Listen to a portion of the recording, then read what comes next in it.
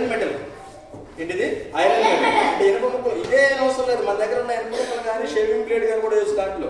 దేంట్లోని ఇది copper sulphate కదా. Copper sulphate ఎలా చేస్తే మనము ఫస్ట్ కాపర్ తీసుకున్నాం. ఇదిగో ఇదిగో ఈ కాపర్ కదా, చూసారా? ఇది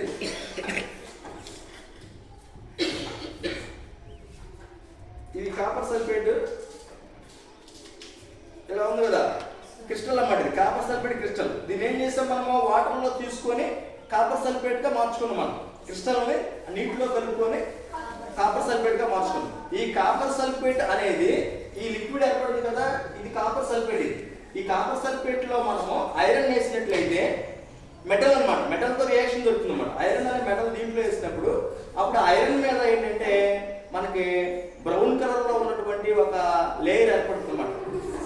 గోధుమ రంగులో ఉన్నటువంటి ఒక లేయర్ ఏర్పడుతుంది ఈ రియాక్షన్ వల్ల. ఇక్కడ జరిగేది ఏంటంటే కాపర్ సల్ఫేట్ కి ఐరన్ కి మధ్య రియాక్షన్ జరుగుతుంది అన్నమాట. అప్పుడు ఏర్పడుతుంది? కొత్త పదార్థం దీని రంగు ఇలా మారిపోయి లైట్ గ్రీన్ కలర్ లో ఉన్నటువంటి ఏర్పడుతుంది?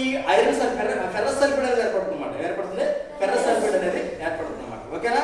It is a chemical change. ఏంటిది? Chemical change. అర్థమవుతుందా?